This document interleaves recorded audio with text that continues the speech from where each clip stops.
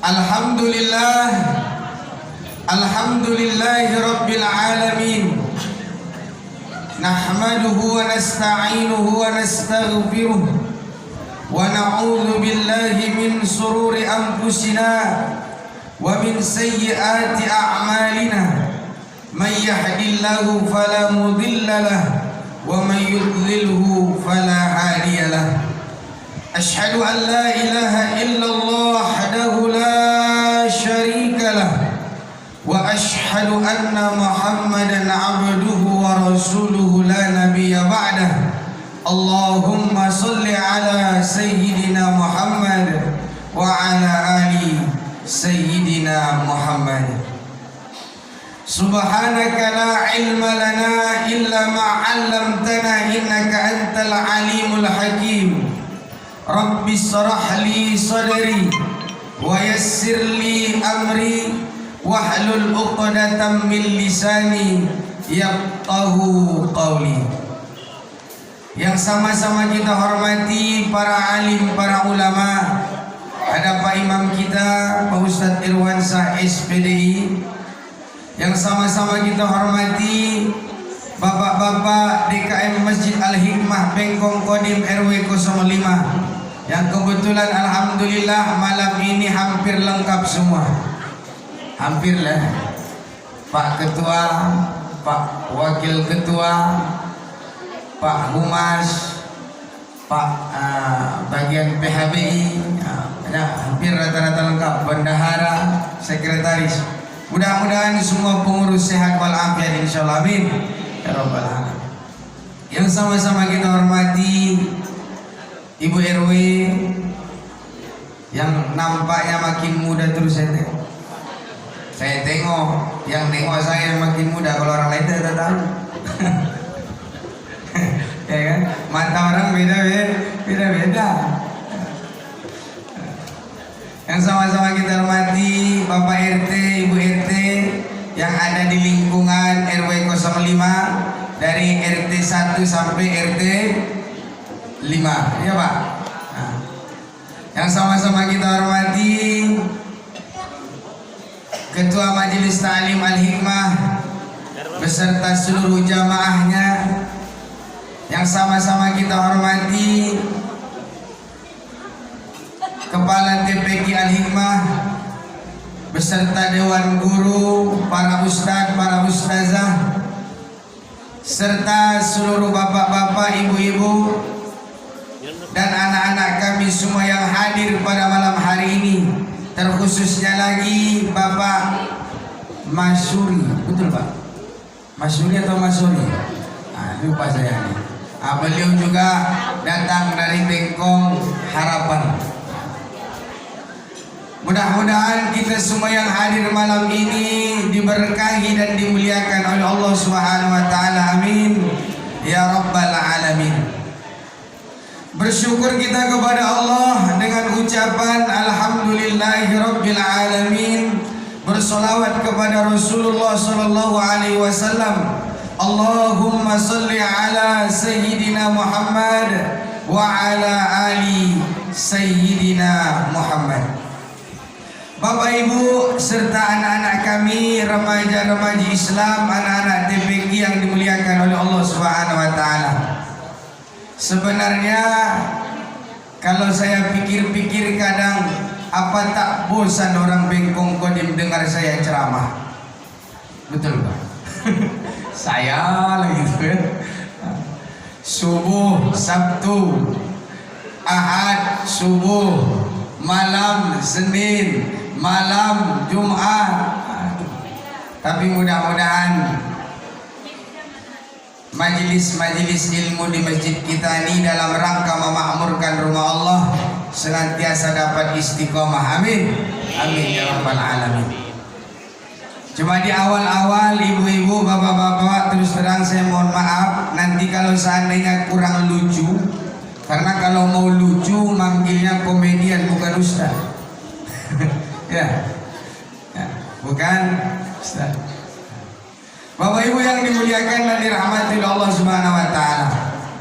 Malam ini kita sudah masuk 1 Muharram 1444 Hijriah, yang menandakan kita sudah meninggalkan 1443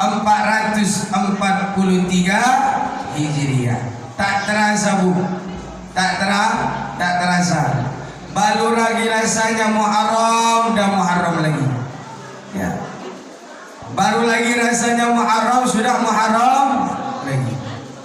Memang betul kata Nabi bahwasanya ciri-ciri akhir zaman itu adalah waktu begitu cepat berlalu.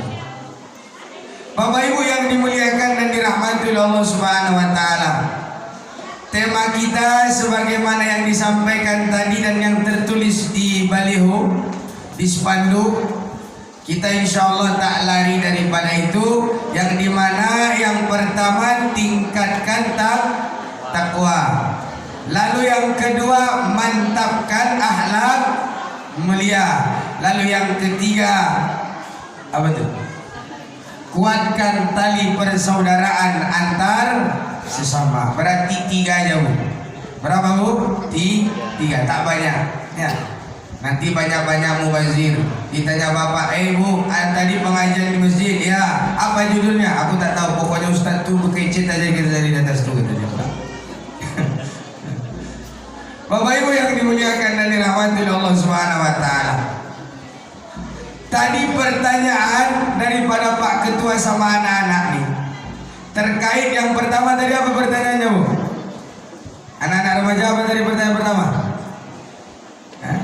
Nabi apa saja yang terlibat dalam peristiwa bulan Muharram? Tadi disebutkan sama anak-anak kita tadi, pinter tuh, pinter tuh. Tak semua orang. Siapa tadi yang pertama? Nabi Ibrahim. Nabi Ibrahim lahirnya bulan Muharram. Lahir bulan Muharram. Lalu siapa lagi?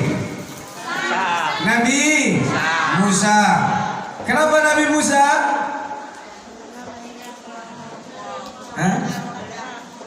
Diselamatkan Allah daripada kejaran Fir'aun di depan laut Merah. Apa lagi Bu kira-kira? Ada 15. Ada 15. Apa lagi? Pertama kali diciptakannya Nabi Adam alaihis. Apa lagi? Diterimanya taubatnya Nabi Adam alaihis. Apa lagi? Diterimanya taubatnya Nabi Yunus alaihis. Banyak, ada 15. Bapak Ibu yang dimuliakan dan dirahmati Allah Subhanahu wa taala. Ini kita perlu tahu Bapak Ibu. Kita perlu tahu. Maka ke depan mari kita lebih membesarkan hari-hari besar umat Islam. Saya mau ngetes bapak-bapak ini Pak.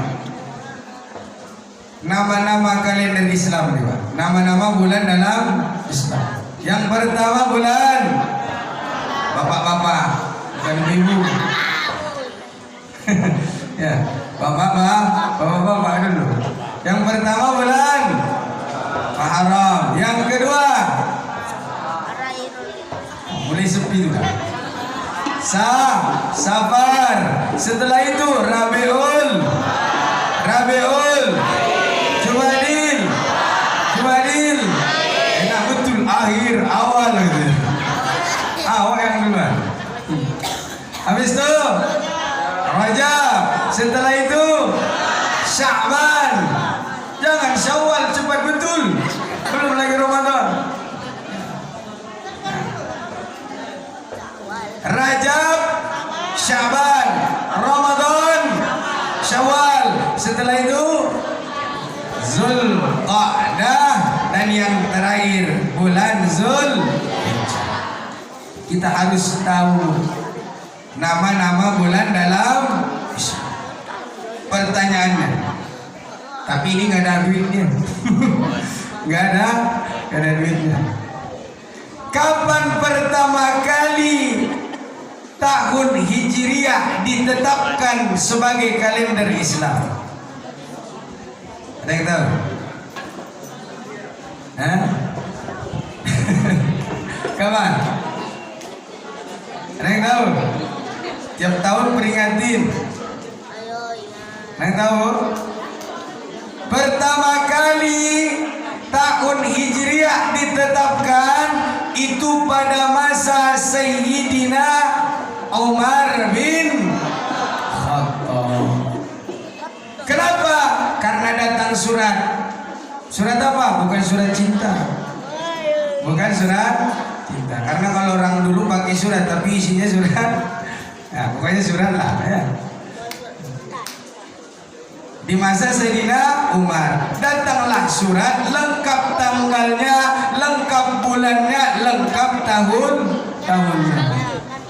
Akhirnya Sayyidina Umar diajaknya lah semua sahabat kumpul musyawarah. Akhirnya muncul 3 ide. Berapa? 3. Yang pertama ditetapkan sebagai kalender Islam hari turun pertama kali wahyu. Itu pertama tuh, Pak. Lalu yang kedua, usulan kedua yaitu hari lahirnya Nabi Muhammad sallallahu alaihi wasallam. Itu yang kedua. Jadi kalau ditanya nanti apa usulan-usulan ketika penetapan tahun baru Islam? Oh, pokoknya kami peringati aja. Masalah apa usulan terserahlah, kata dia. Jangan. Tadi yang pertama, hari pertama kali turunnya wahyu. Kapan buat turun wahyu? Apa? Udah ngantuk semua nampaknya. Hari turun pertama kali wahyu 17 Ramadan. Apa ayatnya? Iqra bismi rabbikal ladzi. Yang kedua diusulin hari lahirnya Nabi Muhammad sallallahu alaihi wasallam. Yang ketiga hari wafatnya Nabi Muhammad sallallahu alaihi wasallam. Tuh 3. Terakhir apa? Ditolak semua. Terakhir ditetapkan kapan? Waktu Nabi hijrah daripada Makkah menuju Madinah. Tahun keberapa Ustaz? Tahun ke-17 setelah Nabi Muhammad meninggal dunia. Jadi mulai tahun setelah 17 tahun Nabi wafat baru mulai ditetapkan 1 Hijriah. Bapak Ibu yang dimuliakan dan dirahmati Allah Subhanahu wa taala, itu terkait sejarah kita memperingati peringatan tahun baru Islam. Bapak Ibu yang dimuliakan dan dirahmati Allah Subhanahu wa taala, tema kita yang pertama, mari kita tingkatkan takwa. Kenapa kita perlu tingkatkan takwa Bapak Ibu? Karena bekal yang mau kita bawa menghadap Allah adalah takwa. Wa tazawwadu, berbekallah kamu. Fa inna khairaz zadit taqwa, sebaik-baik bekal adalah takwa. Ada orang dikiranya kalau balik kampung nanti ke alam barzah, ke alam akhirat bekalnya mobil. Nih, ya, tidak. Ketika kita nanti masuk ke alam kubur, sebelum masuk 3 yang mengantar. Berapa Bu? 3. Yang pertama harta, yang kedua keluarga, yang ketiga adalah amal. Dari 3 yang mengantar, yang balik 2, yang tinggal cuma 1. Apa yang balik itu Pak Ustaz? harta tak ikut membawa, tak ikut bersama kita masuk ke alam kubur. Siapa lagi yang pergi tuh Pak Ustaz? Keluarga. Makanya kalau ibu dulu diiming-imingi, oh Dinda, engkaulah cintaku dunia akhirat. Bohong itu. Jangan percaya itu. Kita akan hidup, kita akan sehidup semati. Oh, ngeri betul dulu. Dan ibu itu pun, kata dia pula kan, mengiaya. Padahal di situ baru masuk ibu ke alam barzah, mata sebelah kanan nangis, mata sebelah kiri mana? Nengok, oh mana janda yang paling muda dan cocok gitu. Bapak Ibu yang dimuliakan dan dirahmati Allah Subhanahu wa taala. Itu sebabnya malaikat Jibril mengatakan, "Wahbib ma syi'ta fa innaka mubarikuhu." Cintai siapa yang ingin kau cintai, boleh. Pak Kumis mau nyintai Bu Ida sampai mati, boleh. Ya Pak Kumis. Pak Kumis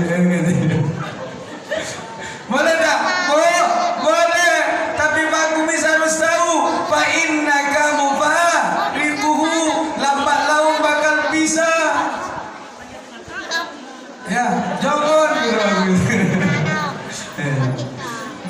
lambat laun bakal bisa. Kalau nak kita yang meninggalkan, dia yang meninggalkan. Maka yang kita bawa mati adalah takwa.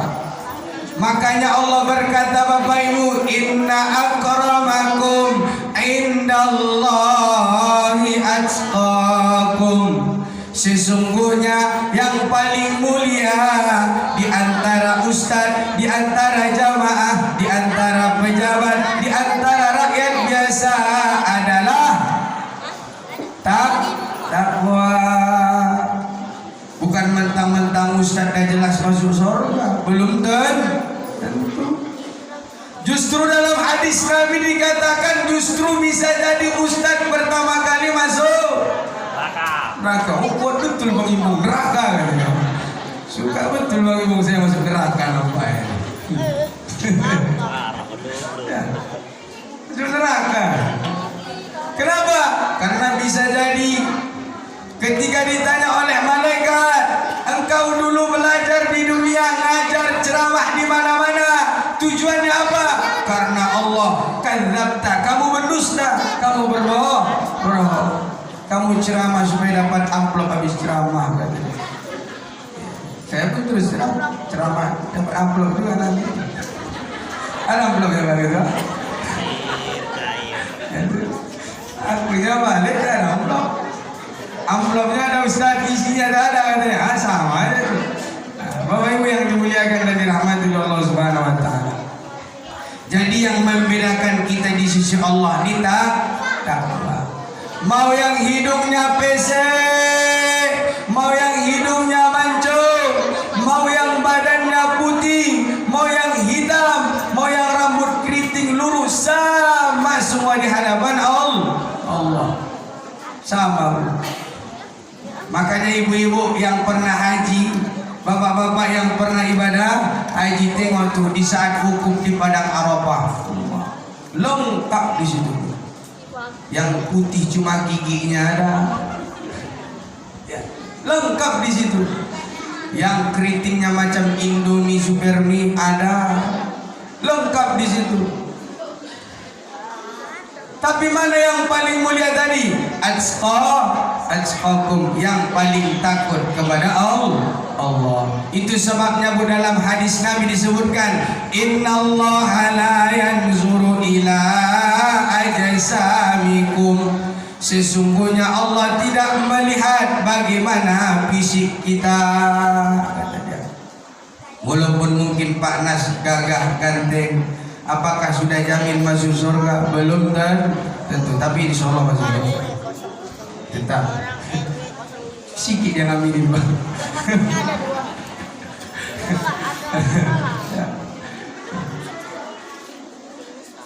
Walakin Allah yanzuru ila qulubikum. Yang pertama kali Allah pandang daripada kita adalah qulub. hati, hati. Makanya kalau saya lebih suka kayak rambutan dibandingkan kayak kedon. Kenapa rupanya rambutan sama kedondong Ustaz? Kalau kedondong luarnya manis, ih cantik kali bu, tapi dalam hati jelek betul orang begitu. Ya Allah gitu. Ya. Waktu jumpa say hello, tapi dalam hati jumpa lagi lah sama dia gitu.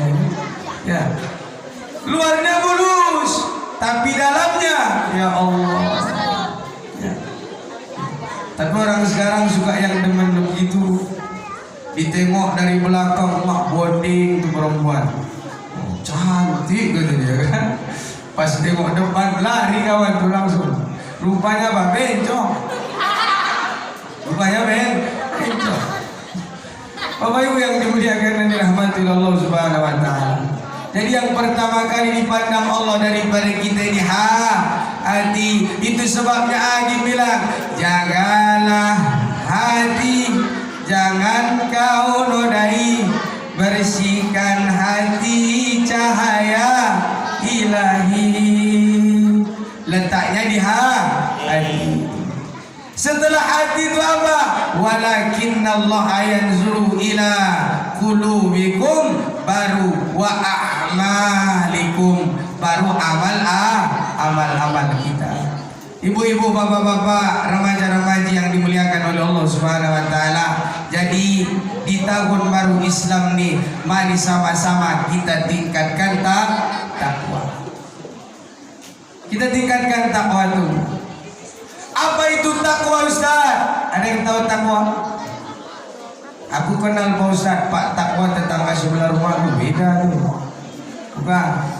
Apa itu takwa? Takwa secara bahasa artinya takut. Secara istilah Islam, menjalankan perintah Allah, menjauhi larangan Allah dimanapun saja berada. Itu sebabnya ittaqullaha haitsuma kunta. Takutlah kepada Allah dimanapun saja berada. Bapak Ibu yang dimuliakan dan dirahmati Allah Subhanahu wa taala. Jadi mari tingkatin takwa. Ciri orang takwa 4. Berapa Bu? 4. Jadi kalau kita kepengen jadi orang takwa, maka harus punya ciri 4. Yang pertama, tawadhu. Apa itu tawadhu? Tawadhu itu artinya merendahkan diri di hadapan Allah, lalu merendahkan hati kepada sesama manusia. Maknanya apa? Orang takwa tak boleh sombong. Kenapa? Karena kalau sombong kawannya Fir'aun. Ya. Fir'aun tadi ditenggelamkan di mana Bu? Di Lautan Merah. Kalau orang Batam sombong tenggelamnya di mana? Di Barelang. Jauh kali gitu ya. Yang dekat-dekat sini adalah Batu Ampar.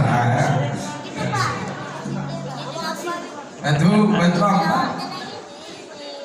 Jadi yang pertama ciri orang takwa yaitu adalah tawadhu, rendah diri di hadapan Allah, lalu rendah hati kepada sesama manusia. Memangnya sombong itu apa Pak Ustaz? Sombong itu Bu, yang pertama batarul haq wa ghamtun nas, menolak kebenaran ajaran agama Allah lalu menyepelekan sesama manusia lewat kawannya. Bagi yang kemarin masih gitu ya. Pas lagi pengajian tuh, itu aja pun jilbab kawan tuh, kata dia. Pokoknya sepele betul dia nengok orang. Sepele, maka dia termasuk kategori sombong. Lalu yang kedua, ciri bertakwa itu adalah qanaah. Apa Bu? Qanaah. Apa itu qanaah Ustaz? Qanaah itu artinya membelanjakan harta yang dia punya sesuai dengan kebutuhan. Kalau bahasa simpelnya hidup sederhana. Berarti orang kaya nggak qanaah Ustaz. Qanaah juga. Supaya orang kaya bisa qanaah gimana Ustaz? Pengumuman dari masjid, bagi Bapak Ibu kita mau bangun toilet bla bla bla bla bla, kita perlu dana sekian. Bagi Bapak Ibu yang punya rezeki, mari sama-sama kita berinfak bersedekah. Langsung dia di teleponnya Panglong, Pak saya pesen semen 1 lori. Satu proposal Pak Ketua, nambah amplopnya nanti. Bapak Ibu yang dimuliakan dan dirahmati Allah Subhanahu wa taala. Jadi makna qanaah itu bukan berarti tak kaya, tetapi kekayaannya dipakai untuk di jalan Allah. Masjid perlu dana, dia bantu dana. TPQ perlu meja, dia kasih meja. Pesantren mungkin perlu buku, dia kasih buku. Mungkin anak yatim perlu baju, dia kasih baju. Gitu. Orang kaya itu Bu, kalau seandainya dia perlunya contoh cuma mobil 1 saja, tapi ditaruhnya di bagasinya itu 50, 30, 10 mobil, maka itu bukan orang qanaah, itu orang mubazir. Kalau sudah mubazir, innal mubazirina kana ihwanas syayatin. Sesungguhnya orang mubazir saudara setan. Bapak Ibu yang dimuliakan dan dirahmati Allah Subhanahu wa taala. Jadi ciri orang bertakwa tadi yang pertama tawadu, yang kedua qanaah, yang ketiga wara, yang ketiga wara. Apa itu wara Ustaz? Wara berhati-hati dengan yang namanya subhat.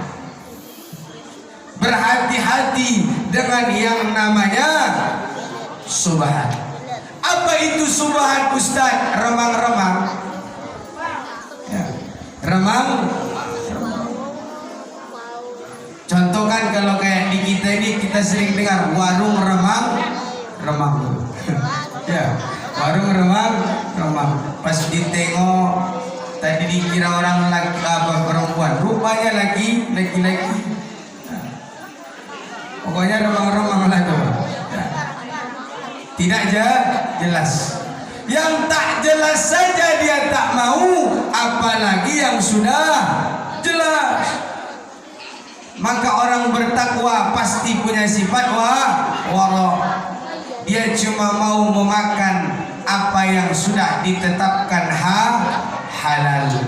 Cuma bahasa orang sekarang Ustaz, yang halal payah, yang haram pun susah Ustaz, kata dia.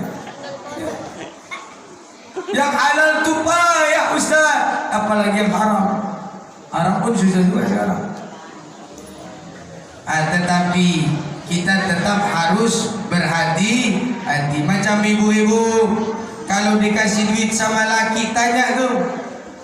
Tanya, biasanya laki ngasih duit 3 juta sebulan, tiba-tiba bulan ini ngasih 5 juta. Jangan cuma ambil. Tanya, Bang, ini kok tumben Bang bulan ini nambah? Banyak kali cerita kau, dikasih duit pun ada lagi itu ya kan?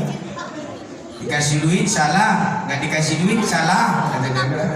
Enggak Bang, aku kok pengen tahu aja Bang. Biasanya kan gaji Bang cuma 3 juta, kok jadi 5 juta? Aku main togel 2 juta, kenapa rupanya? Waduh Bang, main togel lah Bang. Iya, kok sikit kali Bang, katanya. Sikit pula katanya. Kenapa tak bayar Bang, katanya. Jangan. Kalau sempat ibu tahu itu duit haram, balikkan. Balikkan, jangan menembak dia. menang main togel. Ah udah lama, kau makan sendiri aja itu bang. Makan sendiri itu bang. Jamaah yang dimuliakan dan dirahmati Allah Subhanahu wa taala. Kenapa kita tak boleh menyentuh yang haram, apalagi kasih ke anak-anak kita? Karena supaya anak-anak kita terjaga akhlaknya. Ada ayat di Quran bunyinya begini. Nasiyatin kadhibatin khati'ah. Nasiyatin kadhibatin khati'ah. Di kepalanya bohong saja. Lama saya merenung itu apa maksudnya. Di kepala bohong, dosa saja isinya. Apa maksudnya? Rupanya gara-gara masuk makan minum yang haram. Apa yang kita makan akan jadi darah, dipompa dari jantung naik sampai ke otak. Terakhir isinya semua ingin bermaksiat kepada Allah. Itu makanya tak boleh. Tak boleh.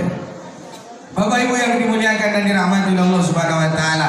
Lalu yang keempat ciri orang bertakwa adalah yakin. Apa Bu? Yakin. Yakin sama siapa? Sama Allah. Apa yang diyakini Ustaz? Ajarannya. Apa yang diyakini? Nabinya. Saya mau tanya Bu, Ibu yakin tak sama Allah? Yakin. Bapak-bapak yakin tak Pak sama Allah? Kalau Bapak punya duit 100.000 sama 2.000 lewat kota impak, yang masuk yang berapa Pak? 2.000. Itu berarti tak yakin sama Allah. Yang masuk 2 Ustadz sama juga. Kadang lewat aja tuh, ya kan? Kadang lewat aja. Bapak Ibu yang dimuliakan dan dirahmati Allah Subhanahu wa taala. Kalau yang masuk 2.000 berarti belum yakin sama Allah. Kenapa Ustaz? Karena janji Allah apa? Matsalul ladzina yunfiquna amwalahum fi sabilillah. Peribaratan orang yang berinfak di jalan Allah, kamatsali habbatin ambatat sab'a sanabila fi kulli sumbulatin mi'atu habbah. Seperti Bapak Ibu menanam 1 biji sawi, dari 1 biji sawi tumbuh menjadi 7 tangkai, dan setiap tangkai berbuah 100. 7 kali 100 sama dengan 7. Yang ngomong tadi siapa Bu? Allah. Kalau Ustadz Abdi yang ngomong ibu nggak percaya, wajar. Tapi kalau sudah Allah yang mengatakan, Allah punya sifat innallaha la tukhliful. Sesungguhnya Allah takkan mau mengingkari dan kalau suami biasa mengingkari janji, istri biasa, anak biasa, atasan sama Pak. Kenapa? Manusia. Maka ciri orang bertakwa harus betul-betul hakul yakin kepada Allah. Sebenar-benar yakin kepada Allah. Sebenar-benar yakin kepada Allah. Kalau masalah rezeki contohnya, Imam Malik saking yakinnya kepada Allah, itu rezeki kan dijamin Pak ya. Dijamin. Kalau ada di antara Bapak Ibu tak dapat rezeki hari ini, berarti siap-siaplah, banyak-banyak istighfar lah udah. Banyak-banyak istighfar lah itu udah dekat tuh. Udah kode udah. Kenapa? Karena orang yang nggak dikasih rezeki berarti sudah mau mati. Kalau masih hidup pasti Allah kasih rezeki. Jadi Imam Malik ketika ditanya oleh Imam Syafi'i, Kalau bahasa kita Pak Kiai nggak kerja, gitulah kalau bahasa dia kan. Imam Malik tak kerja, anda. Aku di sini aja rezeki datang kata dia. Aku sini aja rezeki datang. Coba nanti besok dipraktekkan Pak Boris. Bang, kita nggak jualan, nggak sini aja kita rezeki datang kata dia. Ya, sini aja kita udah kata dia kan. Tenang aja, gak usah buka warung, rezeki datang katanya. Kata Imam Syafi'i tak percaya, kalau tak kerja tak dapat rezeki katanya. Terakhir dia pergi kerja dapat upah. Tapi karena Imam Malik ini gurunya diantar. Oh aku punya duit, ku kasih Imam Malik, ku belikan makanan katanya. Terakhir datang dikasihnya Assalamualaikum, Waalaikumsalam. Guru ini makanan, dikasih kan? Aku bilang rezeki itu datang katanya. Iya, rezeki itu datang. Tapi tetap harus usaha. Jangan pula gara-gara cakap saya begini besok terakhir bapak-bapak resign semua kerja. Saya tak tanggung jawab.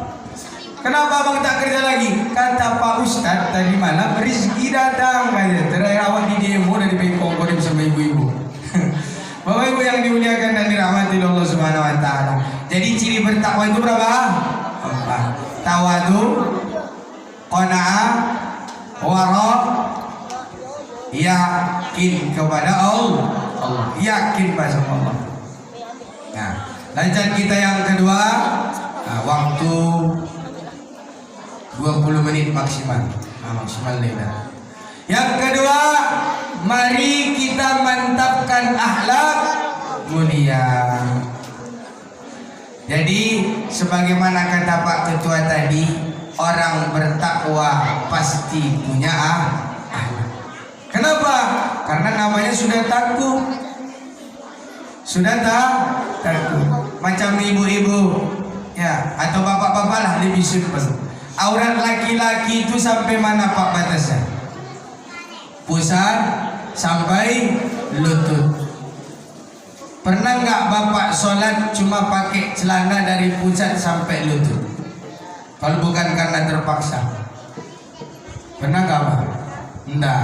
Kenapa enggak pernah Pak kira-kira? Kenapa? Karena malu sama Allah. Karena segan sama Allah. Tak enak rasanya ngadap Allah kok cuma pakai celana potong aja, pakai kaos belum. Terakhir bapak-bapak semua pakai sarung, pakai baju koko, pakai peci. Dalam rangka apa? Akhlak kepada Allah. Makanya buah daripada takwa adalah akhlak. Siapa orang yang paling baik akhlaknya? Nabi Muhammad sallallahu alaihi wasallam.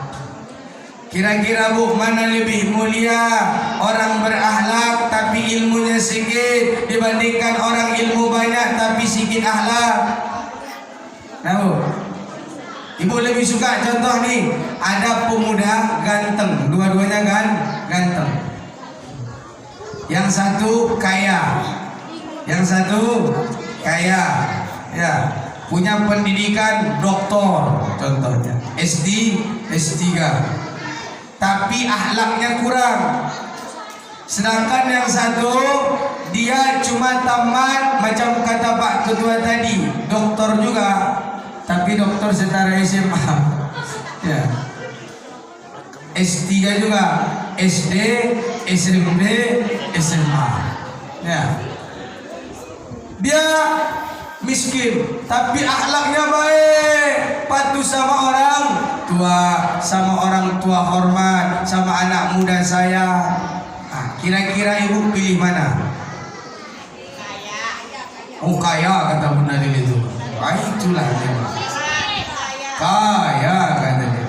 Bahkan ada kadang ibu-ibu itu bilang, inilah Pak mimpiku tadi malam tuh Pak, jelas betul mimpiku itu Pak, orangnya naik Fortuner Pak, kata dia kan. Terakhir dah dinikahkan seminggu balik anak gadisnya. Kenapa kau nangis nak? rupanya rental mah. Rental rupanya Fortuner tuh. Rental. Jadi jangan sekarang ibu-ibu gampang tertipu. Ya, datang dia bawa Fortuner, bawa Pajero, belum tentu punya sendiri. Bisa jadi punya sendiri tapi klaksonnya.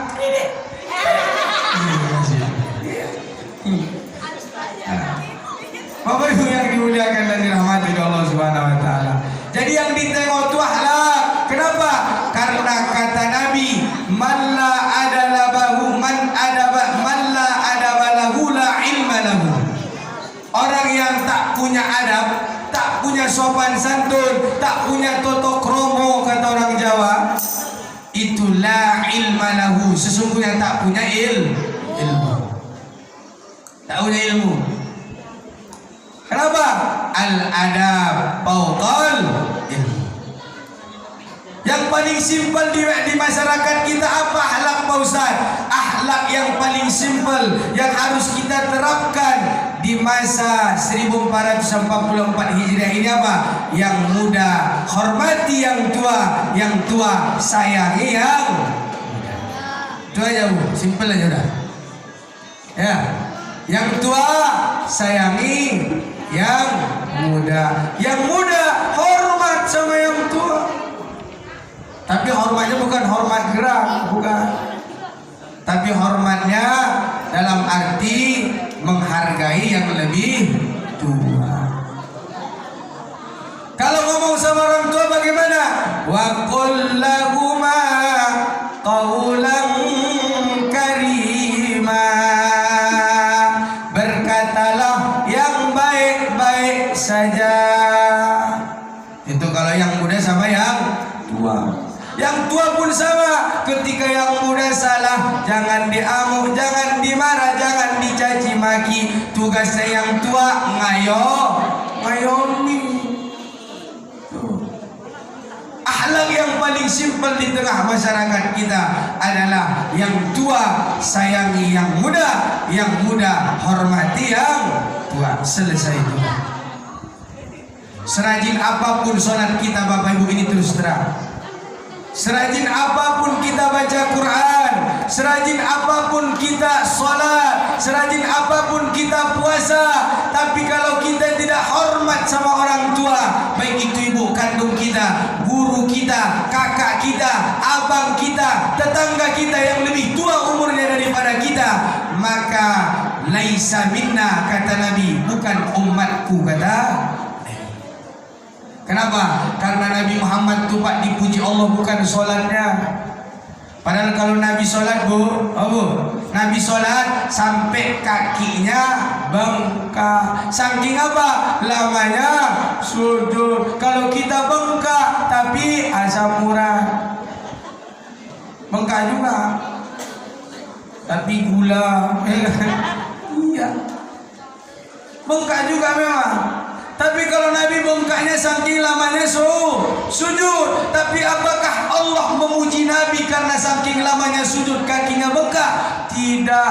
Allah memuji Nabi, wa innaka la'ala khuluqin 'azim. Dan betullah kau Muhammad memiliki akhlak budi pekerti yang azim. Apa azim itu? Azim yang agung, yang mulia. Nabi Muhammad itu dipuji Allah bukan karena sholatnya. Nabi Muhammad dipuji Allah bukan karena puasa Senin Kamisnya, tapi karena akhlaknya. Bapak Ibu yang dimuliakan dan dirahmati Allah Subhanahu wa taala. Jadi di bulan Muharram mari kita tingkatkan akhlak. Adik-adik kami hormati yang tua-tua, yang tua-tua sayangi yang muda. Itu sebabnya kalau anak-anak datang ke masjid selalu kita sampaikan jangan marahi, jangan tak boleh. Kita marah, kita mau lari dia. Terakhir apa? Tak mau masuk masjid. Kenapa kau tak mau ke masjid Pak? Itu bapak tuh galak kali Mak. Selesai, ya kan? biarin. Nabi sholat berjamaah, datang cucunya Hasan Husin manjat tuh Pak di pundak Nabi. Lama terakhir sahabat nih kok Nabi nih kok nggak bangkit nih, kata sahabat. Apa Nabi tidur? Terakhir ada yang berani naikkan dia kepalanya sedikit. Rupanya udah di situ ditengok ya Hasan dan Husin. Tak ada Nabi marah.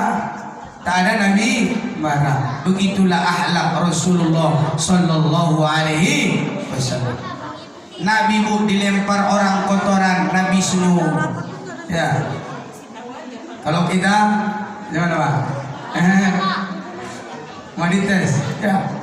Lempar kotoran, senyum. Mau? Ya. Islam ini adalah agama rahmah. Orangnya belum minta maaf, kita harus maafkan. Ya. Kalau kita yang salah, kita yang minta maaf. Begitu akhlak Rasulullah Sallallahu Alaihi Wasallam.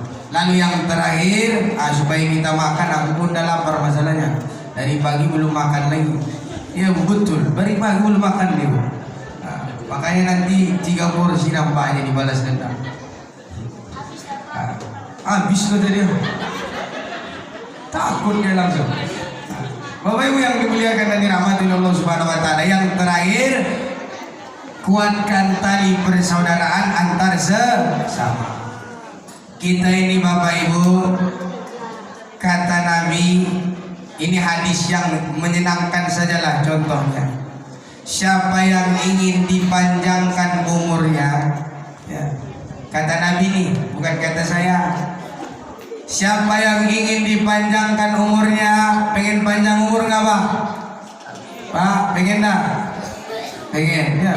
Ibu pengen panjang umur nggak Bu? Pengen, ya. Siapa yang ingin diluaskan rezekinya? Siapa yang pengen luas rezekinya? Semua, ya. Semua kepengen luas rezekinya. Sarannya apa? Paliyasil rahimah. Maka sambung silatur. Itu aja Bu, simple. Simple. Saya kalau tak kenal sama Pak Nas tak ceramah saya di sini. Betul nggak Bu? Betul lah? Iya. Siapa yang saya kenal Bengkong Kodim? Tak ada. Cuma beliau yang saya kenal. Awal-awalnya, sekarang semua. Mana yang ibu-ibu paling cantik pun saya hafal sekarang. Canda. Bapak-bapak ibu-ibunya aja, bapak-bapak enggak. Bapak Ibu yang dimuliakan dan dirahmati Allah Subhanahu wa taala. Jadi kita ini bisa dapat rezeki kerja itu karena banyak kawan, ya kan? Bro, di sini ada kerjaan, masukkan lamaran. Nah, itu kawan tuh, ya. Kawan yang ngasih tahu tuh. Yang dibilang panjang umur tuh gimana? Kan Pak Ustadz ajal kita udah ditentukan. Kok bisa panjang umur Pak Ustadz? Maksudnya itu Bu, maksudnya itu kan di Quran disebutkan bahwasanya wala taqulu liman yuqtalu fi sabilillahi amwat. Jangan kau katakan orang yang mati di jalan Allah mati. Ya. Bal ahya, dia hidup. Tapi orangnya mati Pak. Tapi kata Allah tidak mati, hidup. Kenapa? Karena namanya masih tetap hidup. Aku rindu kali lah nengok si Bulan. Waktu dia hidup rajin kali ke masjid. Hidup tuh Pak. Baik kali lah si Bulan. Dulu dialah yang hibahkan tanahnya di masjid. Contoh nih Pak. Contoh. Walaupun orangnya mati, namanya hidup. Tak mesti harus jasadnya harus hidup. Nah, banyak orang jasad ada, roh ada, tapi dianggap mati di tengah keramaian. Ada nggak orang begini Pak? Ada. Hidup orangnya Pak, tapi tak dianggap. Kenapa? Salah satunya tak mau menjalin silaturahim. Yang pasti Bapak Ibu, kita Bengkong Kodim nih RW-nya 05, RT-nya 1 sampai 5. Kalau kita kenapa-napa, tak mungkin orang Bengkong Harapan datang berbondong-bondong ke sini. Betul nggak? Iya. Tetap juga orang Bengkong Kodim. Maka kuatkan tali persaudaraan di antara kita, terutama masjid nih Bapak Ibu. Masjid ini tanggung jawab kita. Berani bangun, berani makmurkan masjid. Ya. Mana lebih susah bangun masjid daripada makmurkan masjid? Ada orang petentengan, kami yang bangun masjid itu Pak Ustaz, tapi tak pernah nongol matanya. Betul. Saya benci betul dengan orang kayak gitu. Dibangunnya, tapi tak ikut dia masuk. Buat apa? Buat apa? Seperti kan ada tuh, ketika Roma Irama sedang podcast dengan Sule, ya, sedang podcast dengan Sule, ya. Jadi ketika ditanya, kau udah siap mati? Udah kata dia kan. Lalu kata Roma Irama, berarti amal kau dah banyak. Berarti sholat dah terjaga? Belum, masih bolong-bolong. Apa kata Roma Irama? Itu bukannya siap mati, nekat mati itu katanya. Lalu apa kata Sule? Mana tahu bisa ditambal dengan amal yang lain, kata dia. Ya. Bisa nggak Bapak Ibu? Sholat bolong-bolong, rajin sedekah, rajin haji, rajin umroh, bisa nggak nambalin nih sama sholat tadi? Bisa nggak? Bisa nggak? Tak bisa. Kenapa? Awwalu ma yuhasabu yaumal qiyamah as-shalah. Yang pertama kali dihisab adalah sholat. Laki-laki sholatnya di mana? Di masjid. Bahkan yang tetangga-tetangga masjid ini, mohon maaf Bapak Ibu, ini hadis Nabi. Mau benci sama saya, lantaklah, terserah. Apa kata Nabi? La salata li jaril masjid illa fil masjid. Tak sah orang yang rumahnya dekat masjid solat tidak di masjid.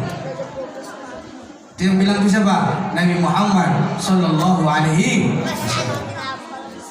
Jadi kalau rumah dekat masjid harus siap sholat di masjid. Kalau tidak mau di hutan, ya Bang. Kalau tidak mau di hutan. Jadi kita bangun masjid kita ini, maka harapannya mari sama-sama kita ramaikan masjid. Kalau seandainya imam salah, tegur imamnya. Bapak Ibu, yang terakhir sebelum saya tutup terkait masjid. Bapak Ibu boleh tidak ke masjid yang pertama hujan lebat. Itu dulu. Hujan lebat. Tadi maghrib hujan. Ya, boleh tidak ke masjid? Boleh. Yang kedua, sakit. Ibu sakit kepala, jangan paksain ke masjid. Jatuh nanti, tumbang nanti, pingsan nanti. Orang sakit, tidak usah ke masjid. Siapa lagi? Orang safar, orang dalam perjalanan, tak apa-apa, tak sholat di masjid.